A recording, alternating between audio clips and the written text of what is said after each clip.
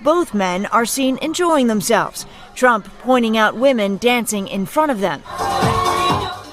An apparently friendly encounter with a man the president is now looking to distance himself from. Well, I knew him like news. A man is dead unless he isn't. Either way, 3.5 million pages of federal paperwork. I agree on it. This is rugged talk. Yo, so today we're going somewhere different. We're talking about a man who got arrested twice, died once, allegedly, and somehow 6 years later still runs the news cycle. He got bills to pay. We're talking about Jeffrey Epstein. Now, let me be clear before people get hollering. I'm not up here telling you this man is on a private island that he used to own. But I am going to tell you why half the country thinks that's possible. And it's not because we have lost our minds. Tell you why.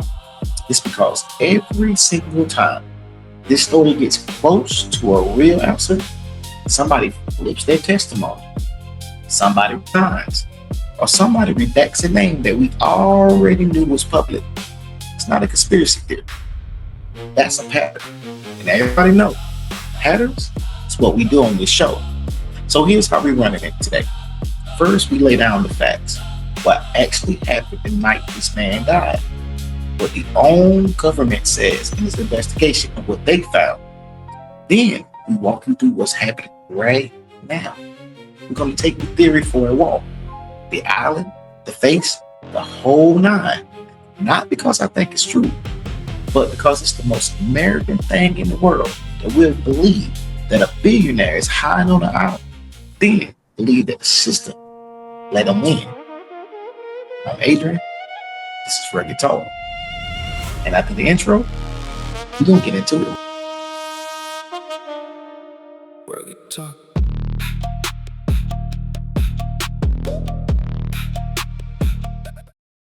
All right. Quick timeline, no fluff. 2018, Epstein cuts a plea deal reported at Luxembourg from state charges. It should have been a federal trafficking case. Only doing 13 months would work, at least like it was a parking ticket. That deal alone should have ended careers. It did. 11 years later, 2019, federal prosecutors in New York finally charged him again. Sex trafficking of minors. He's denied bail, sent to the Metropolitan Correction Center in Manhattan. Late July 2019, he's found injured in his under circumstances we were never fully explained to the public. Days later, he's taken up suicide watch. 2 guards are supposed to check on him every 30 minutes. On that night, August 9th and the 10th, they don't. Cameras positioned to cover in the area that's outside the cell started malfunctioning. According to the bureaus of prisons, August 10th, 2019, he's found dead. The city medical examiner ruled it suicide by hanging. Now, here's where it gets messy. And I want you to sit with this part because this is the part that people skip. Epstein finally hired their own forensic pathologist, a well-known Dr. Baden. And Baden went to the public saying that the injuries Epstein met was specifically a broken hyoid, along with other fractures, looked to him more consistent with strangulation than a typical suicide hanging.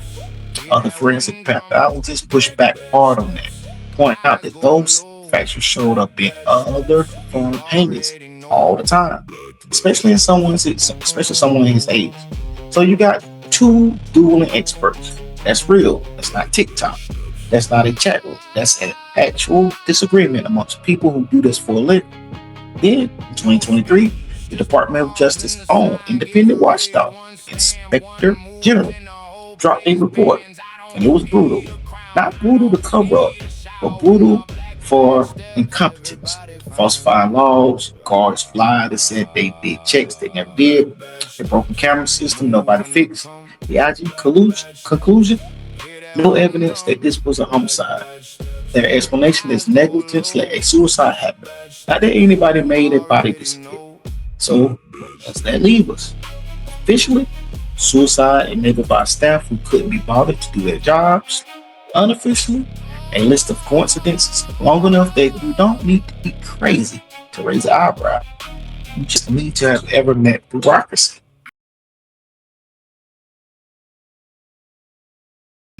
That's this ain't a full case. This is breaking news. And if you haven't been following it, buckle up. November 2025, the president signs the Epstein Files Transparency Act, a law forcing the Justice Department to release its investigative files. January 30th of this year, the DOJ drops the largest release in its history, and 500,000 pages, 2,000 videos, and 180,000 images. And once journalists and lawmakers actually started reading it, the dominoes started falling. Doug Van, one of Bill Clinton's closest aides, for years gets called to testify before Congress. Years earlier, he told a magazine that Clinton visited the Epstein Island. Under oath, this year, he walked it all back, got real vague, real lawyerly about it. Bill Gates tells Congress he never witnessed a crime, but admits Epstein tried to use knowledge of his personal life as leverage to stay close to him. Prince Andrew gets arrested in the UK on suspicion of misconduct in public office. And on the home front, a sitting governor resigns after the document shows his father kept having dinners and exchanging emails with Epstein years after the conviction. A former Treasury Secretary and Harvard president steps down. Every position they hold at the university. A top lawyer at one of the biggest banks in the world resigns less than 2 weeks after email surfaces, calling Epstein, and I quote, Uncle Jeffrey. Meanwhile, and this is the part that should make you mad, regardless of what you believe about the island, survivors are still watching their own names and identifying details slip through these email releases, and some of the most powerful men in the country get their faces blacked out of all photos that we already have seen that's public. A federal judge currently ordering DOJ to explain exactly that. Why victims are exposed and some names aren't. With another deadline landing actually today. That's not a theory. That's happening in real time this year while we're recording this. So here's my question for the people in the back. If this man really just quietly dead in the ground, why does telling the truth about him keep costing powerful people their jobs? A dead man with no leverage should still be able to end careers in 2026. And I have no evidence Jeffrey Epstein is alive. I also have no evidence he isn't having a great time. All right, this is the part y'all came for. Let's take this theory for a walk.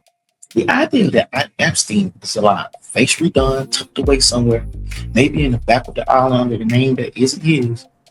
And I ain't the only one entertaining it. The vice president himself went on national television this summer.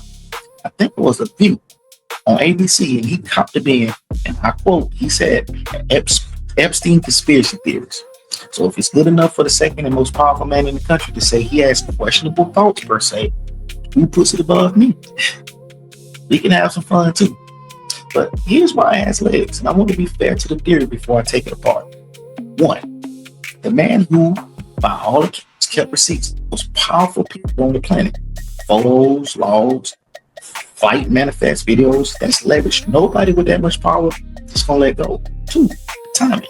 He dies right as the most explosive trial on the decade is about to happen in a federal facility under 24-hour supervision with a one camera system that mattered conveniently down. Three, every year since the post for that grainy guy on the beach with the eyebrows that look like him, all that goes viral. Now, none of that's proof. All of this kind of stuff is good conspiracy theory and it's built out of, but let's be honest about what it actually is.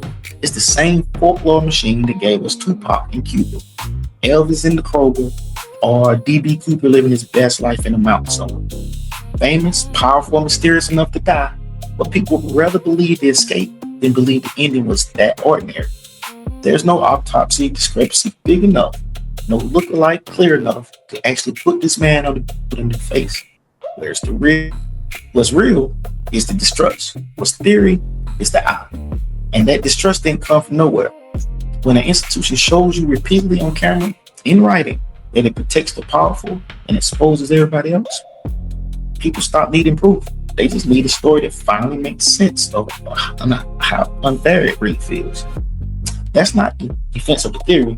That's an explanation for why it won't die, even when a man might have.